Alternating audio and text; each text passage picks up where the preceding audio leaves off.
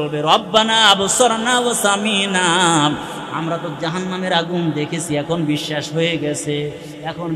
হয়ে গেছে, ফারজিনা, আমাদেরকে আরেকবার ফিরিয়ে দেন, না'মাল সালিহ, এবার ভালো হয়ে যাব, ভালো ভালো কাজ করব। ইন্না মুকিনুন,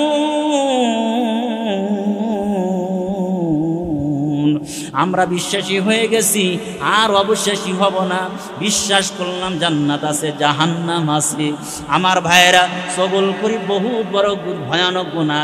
একজনের কথা আরেকজনের কাছে লাগায়া দেওয়া, একজনের কথা আরেকজনের কাছে লাগায়া দিলে ভাই কত বড় অপরাধ। বলে এত বড় অপরাধ জাহান্নামে নেওয়ার জন্য যথেষ্ট। কেন ভাই? বলে এই গুনাহটার কারণে সমাজ পুড়ে যায়, সমাজ ধ্বংস হয়ে যায়, হাজারো মানুষ পুড়ে যায়, হাজারো মানুষ অশান্তিতে থাকে। এই জন্য যারা চগলখুরি করবে, গীবত করবে, এই ব্যক্তিকে জাহান্নামের মধ্যে দেওয়া হবে।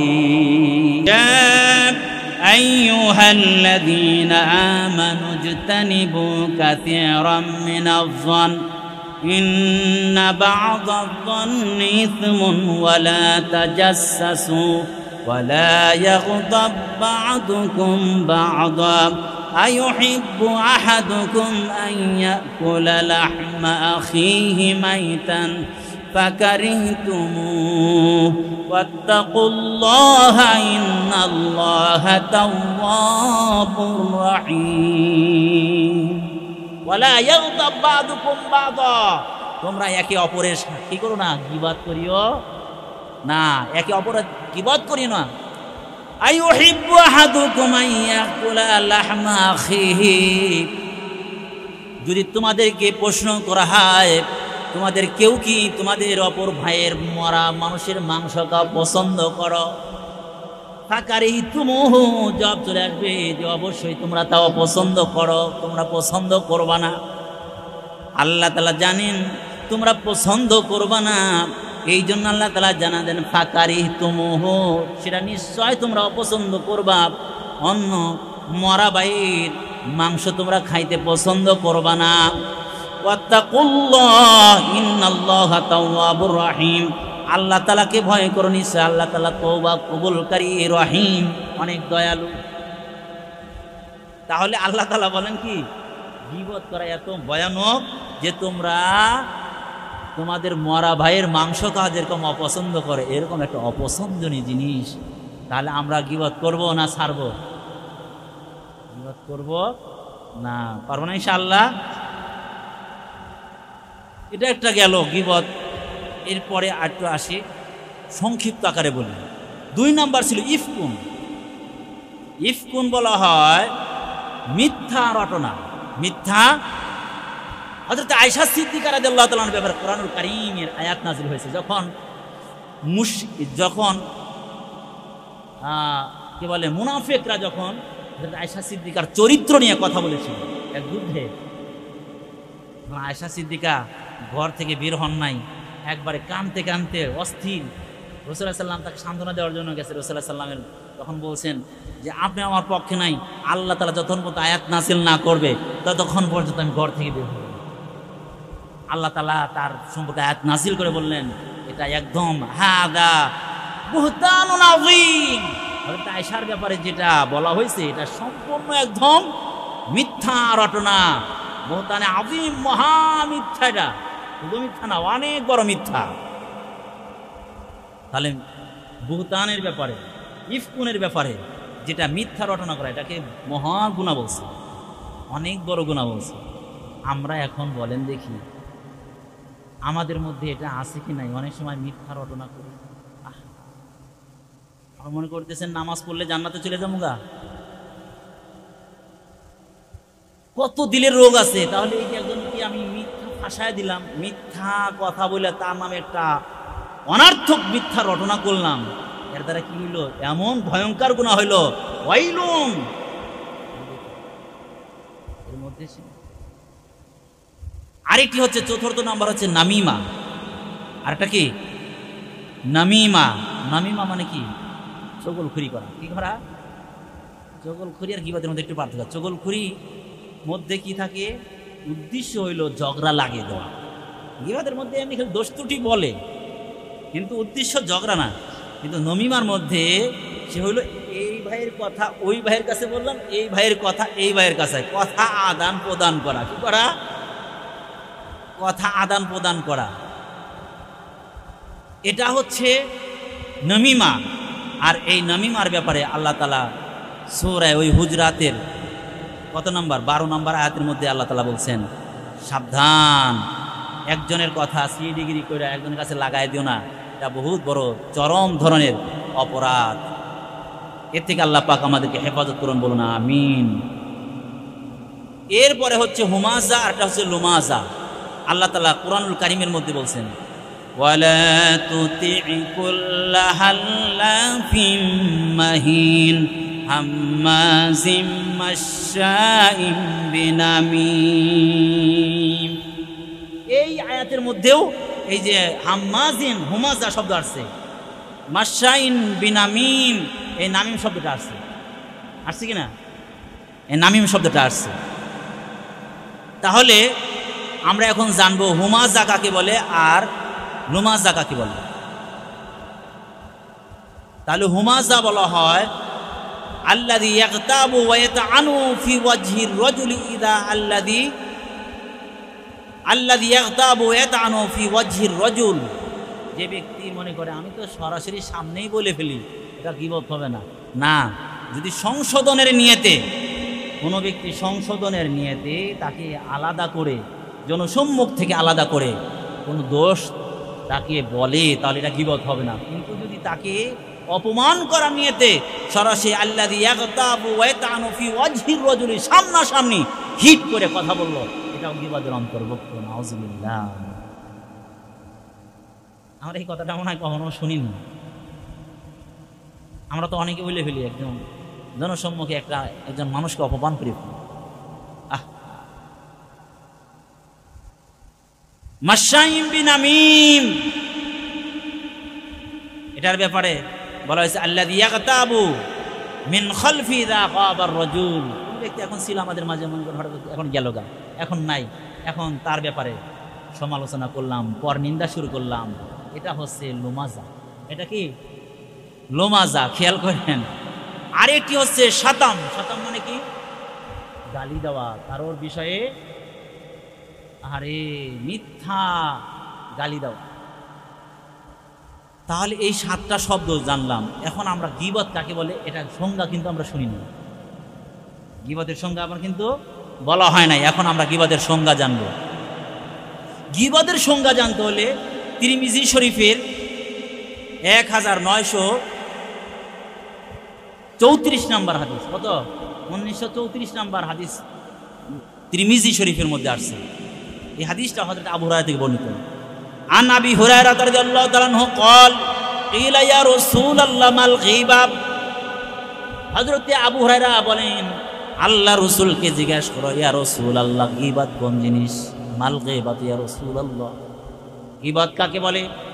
আল্লাহ রাসূলের ব্যাখ্যা সরাসরি জানেন হাদিস থেকে।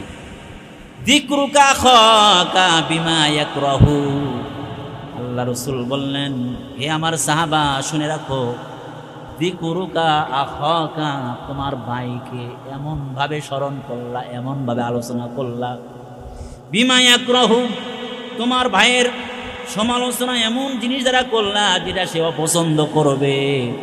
তুমি তার সমালোচনা করলা, তার প্রশংসা করলা না, এমন দোষ তারপর তুমি আলোচনা করলা যেই দোষটা যদি সে শুনতো তাহলে তার কষ্ট লাগতো। তার কি লাগতো? বিমা ইয়াকরাহু, এমন কিছু আলোচনা করা যে আলোচনা দ্বারা ওই ব্যক্তি উপস্থিত থাকলে তার কাছে কি লাগতো? কষ্ট লাগতো। এটা কি বলে? গীবত বলে। তাহলে বলেন, তাহলে এই যে তখন সাহাবায়ে কিরাম বললেন, ইয়া রাসূলুল্লাহ ইন কানা ফীহি মা আকুল, আমি যাব বাস্তবে যদি দোষটা থাকে আর লোকটা অনুপস্থিত, লোকটা যদি শোনে এমন দোষ তুমি বললা যে এই দোষটা শুনলে তার কষ্ট লাগবে, আল্লাহ রাসূল বলেন এই দোষটা থাকার পরেও যদি বলো তাহলে এটা গীবত হবে। ওয়া ইন লাম ইয়াকুন ফীমা তাকুল, এমন জিনিস বললা যে জিনিস তার মধ্যে নাই, বানায় বললা, আল্লাহ রসুল বলেন 72, তাহলে তুমি বুহতান লাগাইলা, তুমি তার চরিত্রর ব্যাপারে, তার ব্যাপারে তুমি তহমত লাগাই দিলা। তাহলে যেই দোষগুলো আছে ওইটা যদি আলোচনা করি, যেই ব্যক্তি নাই এই ব্যক্তির সমালোচনা আমি এমন জিনিস করলাম যেই দোষটা তার মধ্যে আসলেই আছে, বলেন দেখি এখন গীবত হবে কি হবে না? আর যদি ওটা না থাকে তাহলে কি হবে? দোষটা না থাকলে বুহতান, বাহাত্তা বুহতানুন আযীম, ওই আয়াতের মধ্যে হাদা বুহতানুন আযীম, এটা বুহতান হবে, তাহলে দোষ লাগানো হবে, তার উপরে তহমত লাগানো হবে। আল্লাহ আল্লাহ। তাহলে 7টা শব্দ জানলাম, একটা কয়টা? একটা কি বলেন দেখি? গীবত, 2 নাম্বার ইফ, 3 নাম্বার বুহতান, 4 নাম্বার নামিমা, 5 নাম্বার হুমাজা, 6 নাম্বার লুমাজা, 7 নাম্বার শতম। মনে থাকবে তো ইনশাল্লাহ? এই 7টার সামারা নির্যাস এক জায়গা করলে এটার দুর্গন্ধটা পাওয়া যায় গীবতের মাঝে। কি পাওয়া যায়? আল্লাহ। তাহলে এই 7টা গুনাহ থেকে আল্লাহ তাআলা আমাদেরকে হেফাজত থাকার তৌফিক দান করুন, বলুন আমিন। এখন এই 7টা গুনাহ, ইফ বলেন, বুহতান বলেন, লুমাজা বলেন, হুমাজা বলেন, গীবত বলেন, শাতাম বলেন, এই 7টা হয় 4টা পদ্ধতিতে। কয়টা পদ্ধতিতে বলতে হবে আমার সাথে? কয় পদ্ধতিতে? 4 পদ্ধতিতে। 1 নাম্বার আল গীবাতু বিল লিসান, 2 নাম্বার আল গীবাতু বিল কলব, 3 নাম্বার হচ্ছে আল গীবাতু বিল ইশারা, 4 নাম্বার হচ্ছে আল গীবাতু বিল কিতাবা। গীবত কয় পদ্ধতিতে হয়? 4 পদ্ধতিতে গীবত হয়। এগুলো খুব খেয়াল করে শুনে রাখবো। তাহলে আল্লাহ পাক যদি আমাদেরকে তৌফিক দান করে বেঁচে থাকি, আল্লাহ পাকের বন্ধু হওয়া যাবে। না হলে তো একটা ছোট্ট থেকে ছোট্ট এই গুনার কারণে বান্দাকে কোথায় নিয়ে যাবে। যদি সুযোগ হয়, অল্প টাইমের মধ্যে যদি সুযোগ হয়, বলবো যে একটা গীবতের গুনাহ তাকে কোথায় নিয়ে যাবে আর কোন ধরনের জাহান্নামে নেবে।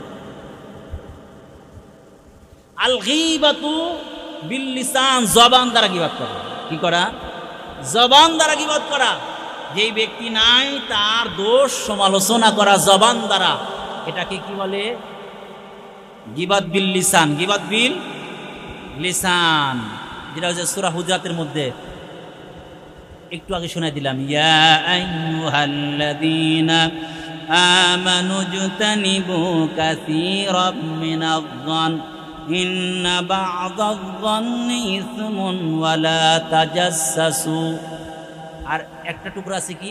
ওয়ালা ইয়াগতাব বা'দুকুম বা'দা। ওই যে গীবতের কথা ওই জায়গার মধ্যে তুলে ধরা হয়েছে। তাহলে আমরা এই 7টা বিষয় আমরা জানলাম। এই 7টা বিষয়ের সামারা হলো গীবত। আর গীবত হয় 4 পদ্ধতিতে। কয় পদ্ধতিতে? আল গীবাতু বিল লিসান, জবান দ্বারা গীবত করা। এই জন্য জবানটারে কি করতে হইব? তালা দিতে হইব। কি করতে হইব ভাই? তালা দিতে। কোনো রুম যদি তালা দেয় তাহলে প্রয়োজন ছাড়া খোলে? প্রয়োজন পড়লে খোলে, না প্রয়োজন পড়লে আর খোলে? তাহলে বোঝা গেল জবানটারে এমন তালা মারতে হইব যে যদি প্রয়োজন পড়ে তাহলে কথা বলতে হইব, কথা বললে প্রয়োজন হইলে তাহলে কুল খায়রান, তাহলে ভালো কথা বলো, ওয়া ইল্লা ইয়াসকুত, অন্যথায় চুপ থাকতে হবে। কি থাকতে হবে ভাই? চুপ থাকতে হবে। আল্লাহ রাসূল এই জন্য বলছেন মান সাকাতা নাজা। যদি চুপ থাকতে পারো তাহলে তুমি কি পাইবা? মুক্তি পাওয়া যাইবা।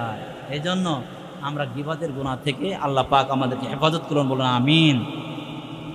2 নাম্বার হচ্ছে আল গীবাতু বিল কলব। কিসের দ্বারা? অন্তর দ্বারা গীবত করা। কি দ্বারা? অন্তর দ্বারা গীবত করা। এই গীবত করা যত গুনাহ, এই যে 7টা বিষয়, এই সবগুলো কলবের সাথে সম্পর্ক। এই জন্য জাহান্নামের কথা বলছে কি? আগুন তাক্তালিউ আলাল আফইদা। জাহান্নামের আগুন অন্তরের মধ্যে কি হবে? উদ্গীত হবে, জায়গা উঠবে, একবার অন্তরের মধ্যে আগে হিট করবে। কারণ ওই অন্তরের মধ্যে গুনাহটা, এই গুনাহটা কোথায়? অন্তরের মধ্যে। আল গীবাতু বিল কলবি, কলব দ্বারা গীবাত আর কেমনে করে? কলব দ্বারা গীবাত করা যায়? অন্তর দ্বারা গীবাত কিভাবে করে? হ্যাঁ, এই যে সূরা ওই হুজরাতের ওই 12 নম্বর আয়াতের মধ্যে আছে, দেখেন, ইয়া আইয়ুহাল্লাযীনা আমানু ইজতানিবু কাসীরাম মিনাজ-যন ইন্না বা'দাজ-যন্নি ইসমুন। আল্লাহ তাআলা বলেন, হে ঈমানদাররা, ইজতানিবু কাসীরাম মিনাজ-যন্নি, বেশি বেশি ধারণা করা থেকে তোমরা বেঁচে থাকো। আমরা বেশি মানুষের ব্যাপারে কি ধরে কু ধারণা করি, কি করি? ইন্না বা'দাজ-যন্নি ইসমুন, আল্লাহ তাআলা জানা দেন তোমাদের কিছু কিছু ধারণা এটা গুনার কারণ হয়ে যায়। সাধারণত মানুষ ধারণা করে, বলেন দেখি, অনেক সময় কি হইতে পারে, ঠিক হইতে পারে, ভুলও। এই জন্য আল্লাহ তাআলা জানা দেন অনেক ধারণা আছে যে ধারণাগুলো তোমাদের গুনাহের কারণ হয়ে যায়।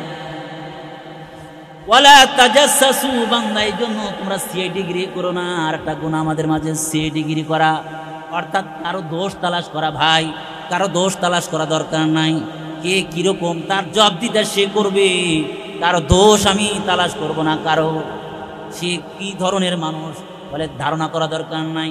সে একজন মহিলার সাথে যাচ্ছে, বোরকা পরা মহিলার সাথে যাচ্ছে, আমি তো জানি না তার স্ত্রী না বোন নাকি অন্য মহিলা, আমি ধারণা করলাম কোনো একটা, বলে ধারণা করার দরকার নাই, দেখার দরকার নাই। উনি যদি বইয়ের সাথে যায় তাহলে গেল, ওনার বোনের সাথে যায় গেল, উনি যদি অন্য মহিলার সাথেও যায় এটা ওনার ব্যাপার, আমার ব্যাপার না। উনি কার সাথে গেল ওটা আমার দরকার নাই, কে কি করলো এটা দরকার নাই, কারো গোপন জিনিস জানা দরকার নাই, কোন খুঁটে খুঁটে কোন ব্যক্তি কি করে ওটা জানা দরকার নাই, কে কি করলো এটা আল্লাহ বিচার করবে। বলে কোনো অন্তর্নিহিত গোপন বিষয়গুলোকে তালাশ করার দরকার নাই। যারা তালাশ করে এটা সিআইডিগিরি করা। আল্লাহ তাআলা বলেন, ওয়ালা তাজাসসু, এই কাজ কইরো না। এটা কি কইরো না? তাহলে বলেন দেখি, অন্তরের গুনাহ হলো খারাপ ধারণা করা, কু ধারণা করা। কি করা ভাই বলেন সবাই? কি ধারণা করা? কু ধারণা করা। এই কু ধারণা করা থেকে মানুষের অনেক কিন্তু সূত্রপাত, গুনাহের সূত্রপাত, ঝগড়া, অনেক কিছু কইতে যায়, যায় কি যায় না। এই জন্য আল্লাহ তাআলা বলছেন এটা খবরদার কইরো না। তাহলে গীবাত বিল লিসান, গীবাল গীবাতু বিল কলব, অন্তরের গীবত। 2 নম্বর পদ্ধতি হচ্ছে অন্তর দ্বারা কি করা? গীবত করা। 3 নম্বর পদ্ধতি হচ্ছে আল গীবাতু বিল ইশারা, ইশারা করে গীবত করে। ওই দেখাইতেছে, বুঝেন নাই? যারে দেখাইতেছে সে ঠিকই বলছে, বুঝছেন কথা? এদিকে ওখানে একটা লোক যাইতেছে, ওই দেখাইতে আসার, ওই যে দেখছো না, দেখছি ওই যে হযরত আয়েশা সিদ্দিকা, আমাদের উম্মাহাতুল মুমিনিন, আমাদের আম্মা জান কত ভালো ছিলেন। হ্যাঁ, সাহাবায়ে কিরাম কত ভালো ছিলেন। তাদের সাথে যে ঘটনা ঘটে গেছে তারা সাথে সাথে জানা দিচ্ছে, আমার সাথে এরকম ঘটনা গেছে। আল্লাহ রাসূল সাল্লাল্লাহু আলাইহি সাল্লামকে একবার আয়েশা সিদ্দিকা বলতেছে, একজন খাটো মহিলা যাচ্ছে, আয়েশা সিদ্দিকা বলতেছে, ইয়া রাসূলুল্লাহ, ওই যে মানে খাটো, এই জন্য দেখাইতেছে, ইয়া রাসূলুল্লাহ, ওই যে মানে আমি তো মুখে বলতেছি, উনি বলছেন কি এই যে এইভাবে ইশারা করছে। হায় হায়, আয়েশা সিদ্দিকাকে আল্লাহ রাসূল সাথে সাথে, কেমন স্বামী ছিলেন রাসূলুল্লাহ সাল্লাল্লাহু আলাইহি ওয়াসাল্লাম, সাথে সাথে বলছেন, ইযতাবতা ইয়া আয়েশা, আয়েশা তুমি তো গীবত করে ফেলো, সে খাটো এই জন্য তুমি কি করতেছো? এটা গীবত বিল ইশারা। আল গীবাতু বিল কিতাবা, লেখার মাধ্যমে গীবত। এখন আমাদের মাঝে কিছু প্রশ্ন থাকতে পারে, যজোর গীবত তো হুজুরাও করে। ওয়াজ মাহফিলে গিয়ে একজনের বিরুদ্ধে আরেকজন বলতেছে, কি করতেছে? একজনের বিরুদ্ধে এক হুজুর আর এক হুজুরের বিরুদ্ধে বলতেছে। এই জন্য বুঝতে হবে, তাহলে গীবতের পদ্ধতি হইলো কয়টা ভাই? সবে বলেন তো, গীবতের পদ্ধতি হইলো কয়টা? 1 নম্বর বলেন, বাংলায় বলেন, আরবিতে না বলে। আল গীবাতু বিল লিসান অর্থাৎ জবানের গীবত, আল গীবাতু বিল কলব অর্থাৎ অন্তরের গীবত। 3 নম্বর আল গীবাতু বিল ইশারা, ইশারার গীবত। 4 নম্বর আল গীবাতু বিল কিতাবা, লেখার গীবত। আমরা যারা ফেসবুক চালাই ভাই সাবধান হয়ে যায়, এটাও কিন্তু লেখা। এই জন্য আপনি একজনের বিরুদ্ধে লিখবেন, এক হুজুরের বক্তব্য আর এক হুজুরের বিরুদ্ধে লিখবেন, অথবা এক নেতার বক্তব্য আর এক নেতার বিরুদ্ধে লিখবেন, আপনি জানেন না কিচ্ছু, এমনি আন্দাদুন্দা লিখতেছেন। সাবধান, যদি এটা বাস্তব না হয় তখন কি অবস্থা হবে। আর বাস্তব হইলেও তো আপনার লেখার অধিকার নেই। এই জন্য এই যে ফেসবুকটা এমন, এটা গীবতের একটা আখড়া হয়েছে রে ভাই, সাবধান হয়ে যায়। যা ভালো লিখবো ভালো, খারাপ লিখলে এটা কিন্তু কিয়ামত পর্যন্ত এটা যতদিন থাকবে চলমান, যত মানুষের কাছে গেল তত মানুষ গুনাহগার হইল।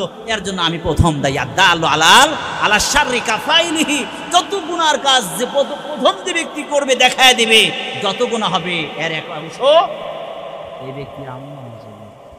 ফেসবুক যা চালাই ভাই একটু সাবধান হয়ে চালাইতে, ভুল তথ্য দেওয়া যাবে না। আর যেই তথ্য দিলে মানুষের উপকার হবে সেই তথ্যই দেব, এছাড়া অন্য তথ্য দিব। একজন ব্যক্তি অন্যায় কাজ করছে, গুনার কাজ করছে, আপনি ফেসবুকে ছেড়ে দিলেন, যারা দেখলো তাদের কি লাভ হইব? শুধু তার দোষটা আপনি প্রকাশ করে দিলেন, লাভ হইবে কি? আপনার কে বলছে অমুকে এরকম একজন হয়তো মদি খাইছে না জিনাই করছে, এটা আপনি ছেড়ে দিলেন, লাভ হবে কি? গুনাহ হবে, এটা গুনাহ হবে, গীবতের গুনাহ হবে। এই আল গীবাতু বিল কিতাবা, লেখার মাধ্যমে যেটা হইলো এটা লেখার মাধ্যমে।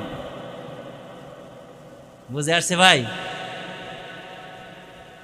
এখন জানি আমরা গীবতের হুকুম কয়টা। এখন গীবতের হুকুম জানবো। গীবতের হুকুম হলো 3টা। এদিকে খেয়াল করি ভাই, গীবতের হুকুম কয়টা? 3টা। গীবত এক ধরনের গীবত হচ্ছে হারাম, আর এক ধরনের গীবত হচ্ছে ওয়াজিব, আর এক ধরনের গীবত হচ্ছে মুবাহ, জায়েজ। এক ধরনের গীবত হারাম, এটা তো আমরা জানি যে যিকরুকা আখাকা বিমা ইয়াকরাহু, অন্য ভাইয়ের তার অনুপস্থিতিতে এমন কিছু আমি বললাম যেটা ভাই অপছন্দ করবে, তার ব্যক্তিগত দোষ আমি তার অনুপস্থিতিতে বললাম, এই গীবত সম্পূর্ণ হারাম, এটা তো আমরা জানতে পারলাম। আর ওয়াজিব গীবত কোনটা? কোনো এক ভণ্ড লোক এসে মানুষের ঈমান সমাজে গোপনে গোপনে নষ্ট করতেছে। কোনো এক ভণ্ড হুজুর আইসা, সে হুজুর নামধারী, সে মানুষের মাঝে কি করতেছে? বিদআত ছড়াইতেছে, শিরিক ছড়াইতেছে, মানুষের আমল নষ্ট করতেছে। তাহলে এইটা অন্য হুজুরের জন্য, মানুষকে সতর্ক করার জন্য তার দোষ ত্রুটি মানুষের মাঝে ওপেন করে দেওয়া, এটা হলো ওয়াজিব। এটা গীবত হবে না। এই জন্য কোন হুজুর যদি ভুল বলে, নামধারী আলেম শিরিকের কথা বলে, এরকমভাবে বিভিন্ন জিকিরের নামে ভণ্ডামি করে, মাজারের নামে ভণ্ডামি করে, আল্লাহর ওলির নাম দিয়ে ভণ্ডামি করে, তখন উলামায়ে কেরাম এটা মানুষের সামনে তুলে ধরে জাতিকে সচেতন করার জন্য। এটা গীবত হবে না, এই জন্য বুঝতে হবে। আর গীবত, আর একটা গীবত হচ্ছে হালাল। কি হ্যাঁ বললে বলতেও পারে, সে করে না করতে পারে। কোনো জালেম এলাকায় জুলুম করতেছে, তার নামে কেস হইল, এখন আপনি সাক্ষী দিতে গিয়া যদি তার বিরুদ্ধে তার দোষ ত্রুটি সেই মজবুত করার জন্য, সাক্ষীটা মজবুত করার জন্য তার বাস্তব দোষ ত্রুটি যদি মন চায় বলতে পারেন, না চাইলে না বললে সমস্যা নাই, বললে তখন আর গীবত হবে না সাক্ষীর ক্ষেত্রে। এটা হলো মুবাহ। তাহলে আজকে জানলাম কয়টা? গীবতের হুকুম হলো, বলেন গীবতের হুকুম? 1, 2 নম্বর ওয়াজিব, 3 নম্বর মুবাহ, জায়েজ। গীবত কয় পদ্ধতিতে হয়? জবান, কলব, ইশারা, লেখা। মনে থাকবে তো ইনশাআল্লাহ? এখন আসেন দেখি তাহলে এই ব্যাপারে আল্লাহ তাআলা বলেন, এই যে সূরা হুমাযা। এখন আসেন অনুবাদটা একটু কিছু হালকা ব্যাখ্যা করি, তাহলে বুঝে আসবে। অল্প টাইমের মধ্যে ইনশাআল্লাহ দোয়া করে দেব। আল্লাহ পাক বলেন, ওয়াইলুল লিকুল্লি হুমাযাতিল লুমাযা। ওয়াইল মানে কি? শাস্তি বা জাহান্নামের একটা উপত্যকাকে বলে ওয়াইল। ওয়াইলুল লিকুল্লি হুমাযাতিল লুমাযা, প্রত্যক্ষ পরোক্ষ, সামনে পিছনে যারা গীবত করে, পর নিন্দা করে, তাদের জন্য ওয়াইল, শাস্তি।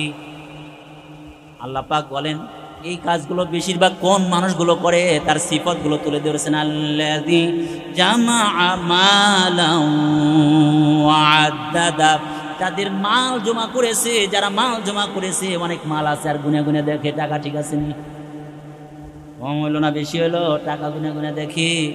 আর যে মাল আছে, মালের বড়াই কইরা মানুষের গীবত করতে থাকে, আছে কি নাই? মানুষের যখন মাল বেশি হয়ে যায়, তখন দেখবেন ঘুরে ঘুরে মানুষের সমালোচনা আরম্ভ করে দেয়।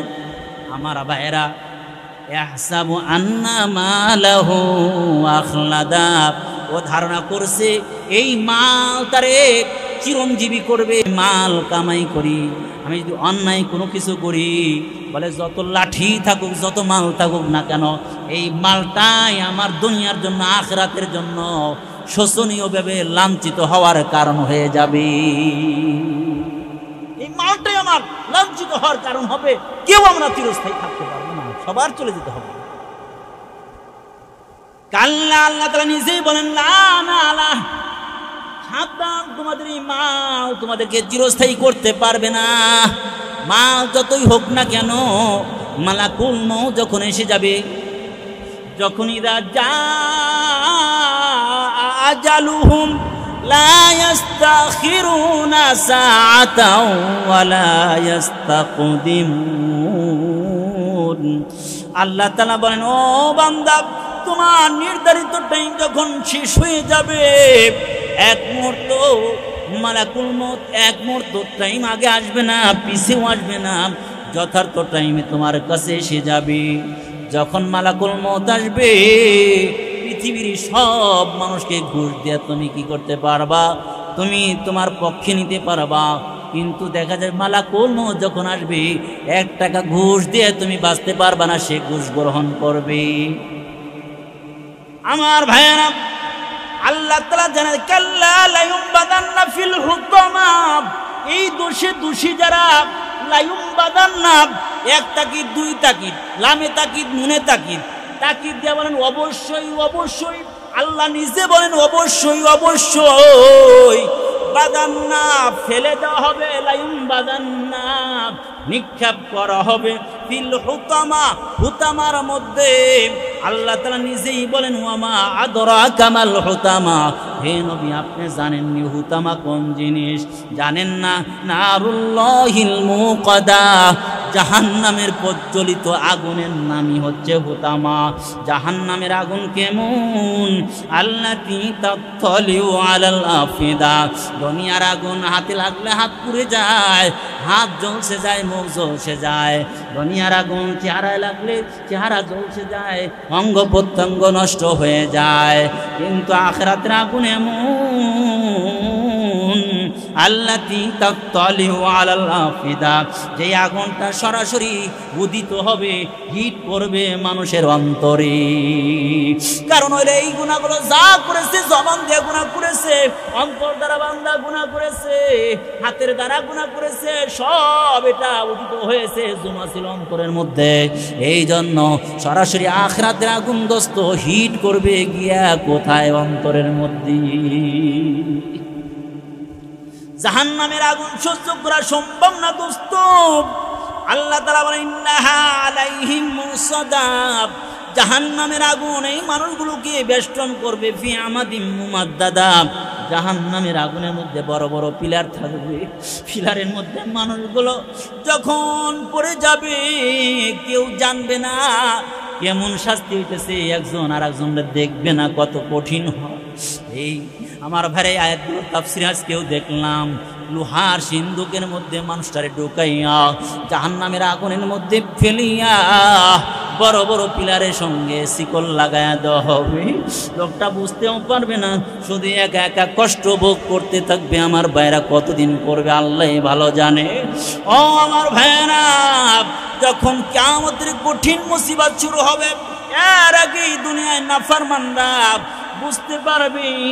আল্লাহ তাআলা ওই কথা ওগুলো জানায় দেন, ও বান্দা, ও আমার বান্দারা শুনে রাখো, শুনে রাখো, ওয়ালাউ তারা ইদিল মুজরিমুনা নাকিসু ইনদা রুসিম, ও আমার বান্দারা শুনে রাখো। আল্লাহ তাআলা সরাসরি আল্লাহ রাসূলকে বলেন, হে আমার নবী, আপনি যদি নাফরমানদের মৃত্যুর অবস্থাটা দেখতেন, যখন আল্লাহ তাআলার কাছে মাথাটা রাখবি, তখন আফসোস করে বলবে, রব্বানা আবসারনা ওয়া সামিনা, আমরা তো জাহান্নামের আগুন দেখেছি, এখন বিশ্বাস হয়ে গেছে, এখন বিশ্বাস হয়ে গেছে, ফারজিনা, আমাদেরকে আরেকবার ফিরিয়ে দেন, আরেকবার ফিরিয়ে দেন, নামাল সালিহ, এবার ভালো হয়ে যাব, ভালো ভালো কাজ করব। ইন্না মুকিনুন,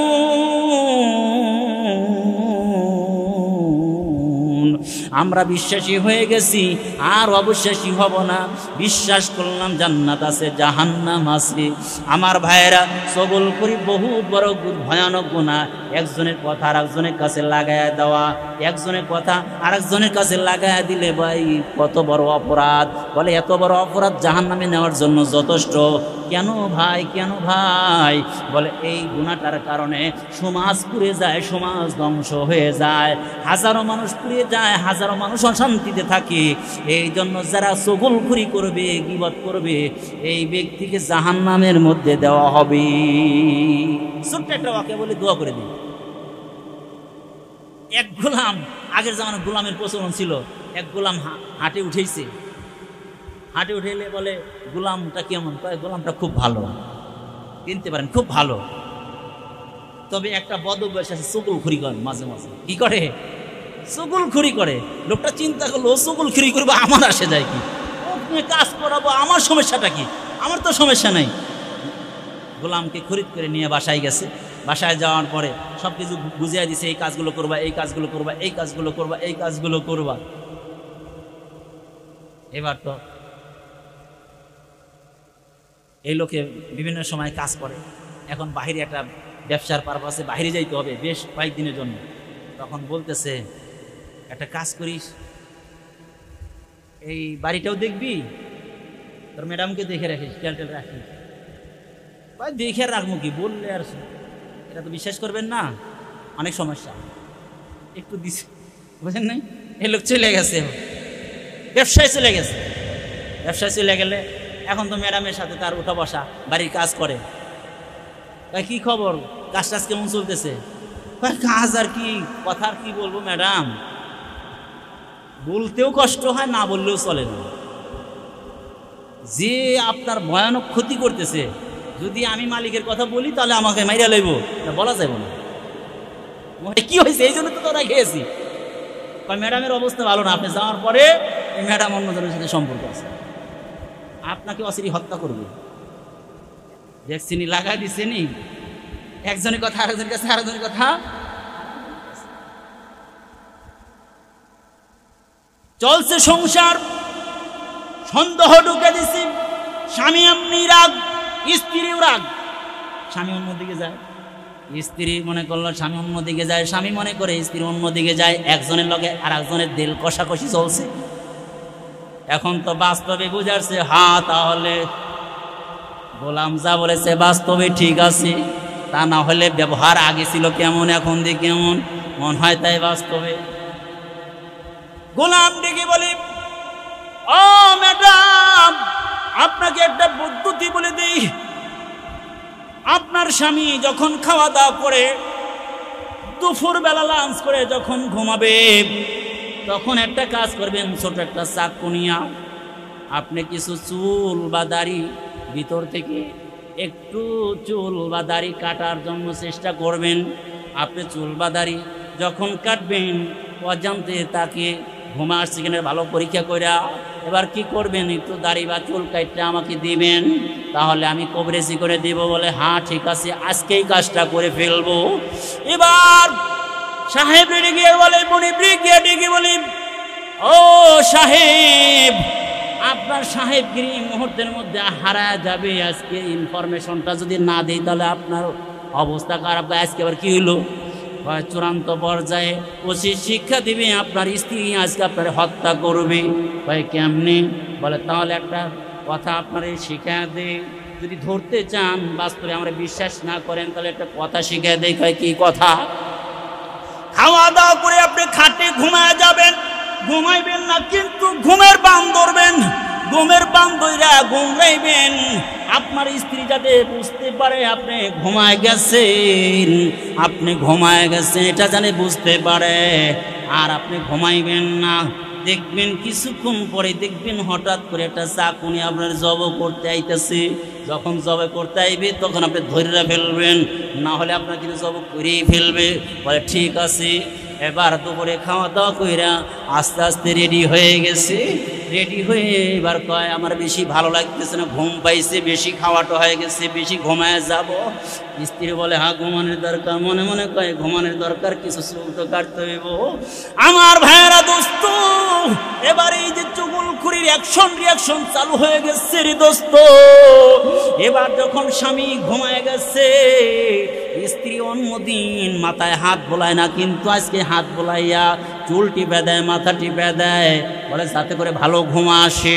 কিছুক্ষণের মধ্যে দেখা গেল এবার স্বামী কমপ্লিট ঘুমায় গেছে, শুধু তন্দ্রা না, এবার একদম নাউন যেটা বলে একদম ঘুম এসে পড়েছি।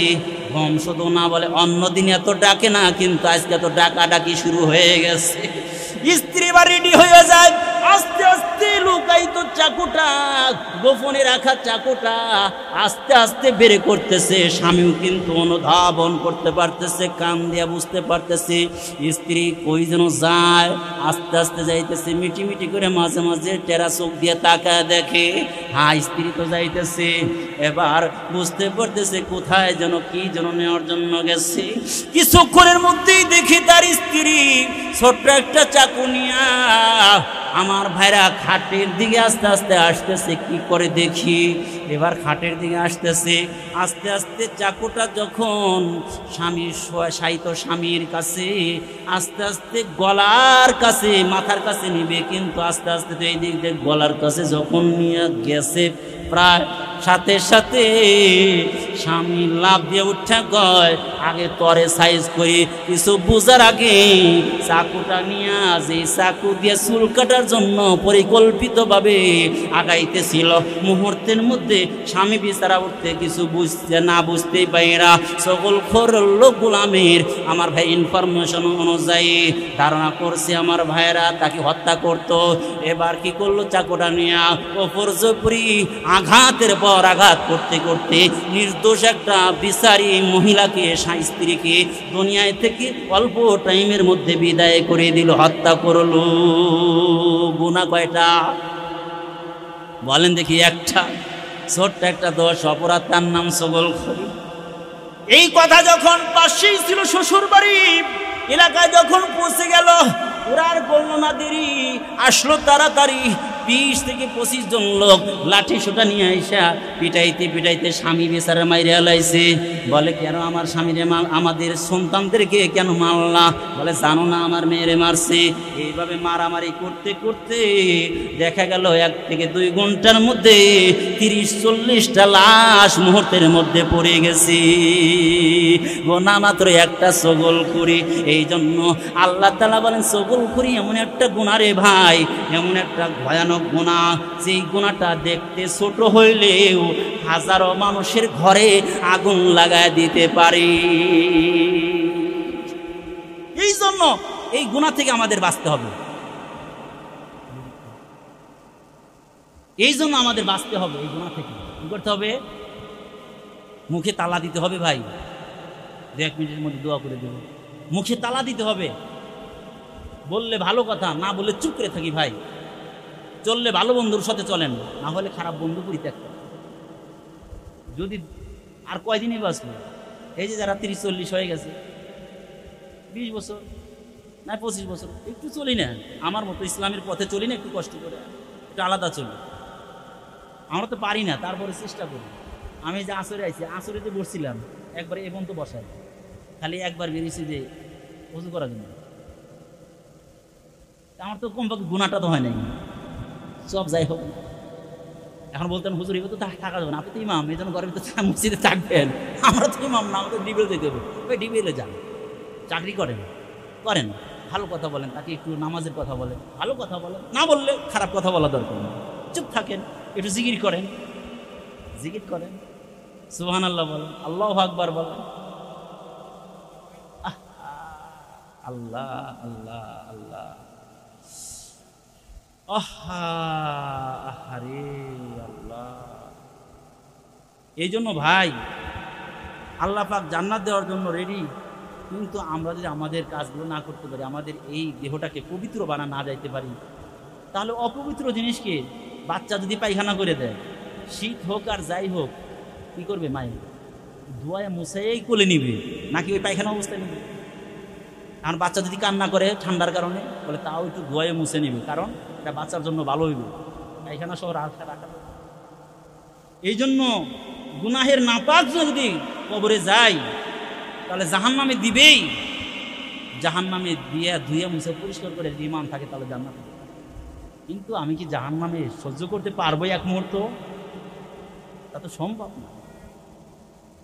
এই জন্য দোস্ত, আমরা প্রত্যেক এই সাপ্তাহিক জলসায় বসার চেষ্টা করবো, বেশি বেশি হক্কানি উলামায়ে কেরাম যারা যোগ্য দিনদার আলেম আছে তাদের কথা ইনশাল্লাহ শুনে লাইফ স্টাইলকে আমরা পাল্টানোর চেষ্টা করব। তাহলে আল্লাহ পাক ঘরে শান্তি দিবে, সমাজে শান্তি দিবে। আমার ঘর সুন্দর হলে বিবি শান্তি পাবে, ছেলে শান্তি পাবে, আমার কারণে প্রতিবেশী শান্তি পাবে। আমি ভালো ভালো কথা বললে একজন যদি প্রতিবেশী জুলুম করতে চায়, তারপরে আমি তার সাথে দুর্ব্যবহার করলাম না, পাল্টা সবুর করলাম, পাল্টা তার মোকাবেলায় খারাপ আচরণ করলাম না। আল্লাহ রসুল বলেন, আহসিন কামা আহসান আসা ইলাই, যদি কেউ তোমার কাছে খারাপ জিনিস বলে, খারাপ কথা বলে, খারাপ ব্যবহার করে, তাহলে তার পাল্টা তুমি ভালো ব্যবহার করো। এটা রসুলের সিফাত, কিন্তু এটা নাই। আমরা কি করি, একজন যদি একটা বলে তার দুইটা বলার চেষ্টা করি। আল্লাহ পাক আমাদেরকে তৌফিক দান করুন, বলুন আমিন। এই যে যা কিছু শুনলাম, আমাকে সহ সর্বপ্রথম যেন আমাকে আল্লাহ পাক পরিপূর্ণভাবে এবং আপনাদেরকে যারা শুনলেন প্রত্যেকেই এই ধরনের জবানের গুনাহ থেকে আমাদেরকে বেঁচে থাকার তৌফিক দান করেন, আমিন। আল্লাহুম্মা সাল্লি আলা সাইয়্যিদিনা মুহাম্মদ। ربنا ظلمنا أنفسنا وإن لم تغفر لنا وترحمنا لنكونن من الخاسرين. ربنا لا تزغ قلوبنا بعد إذ هديتنا وهب لنا من لدنك رحمة إنك أنت الوهاب. يا رب العالمين, ইশা নামাজ আদায় করে সাপ্তাহিক তাফসীর শুরু করলাম। আল্লাহ সূরা হুমাযা থেকে কিছু কথা বলার চেষ্টা করলাম। আল্লাহ তোমার পেয়ারা বান্দা কোরআনের যারা প্রেমিক পাগল যারা, ইয়া আল্লাহ কোরআনের পাগল হইয়া ইয়া আল্লাহ অনেক ভাই তারা দীর্ঘ টাইম পর্যন্ত রাত্রি 10টা বেজে গেল, ইয়া আল্লাহ এত লম্বা টাইম পর্যন্ত তোমার বান্দারা দ্বীনের কথা শোনার জন্য অপেক্ষা করল রে আল্লাহ। ইয়া আল্লাহ যারা শুনলাম বললাম উভয়কে আমল করার তৌফিক দান করেন আল্লাহ। ইয়া আল্লাহ আমরা তো দুর্বল, অল্পতেই শয়তানের ধোঁকায় পড়ে গুনার মধ্যে লিপ্ত হয়ে যায় রে মালিক। হাতের গুনাহ তাকাইলে গুনার অভাব নাই, জবানের দিকে তাকাইলে গুনার অভাব নাই, নজরের গুনার দিকে তাকাইলে গুনার অভাব নাই।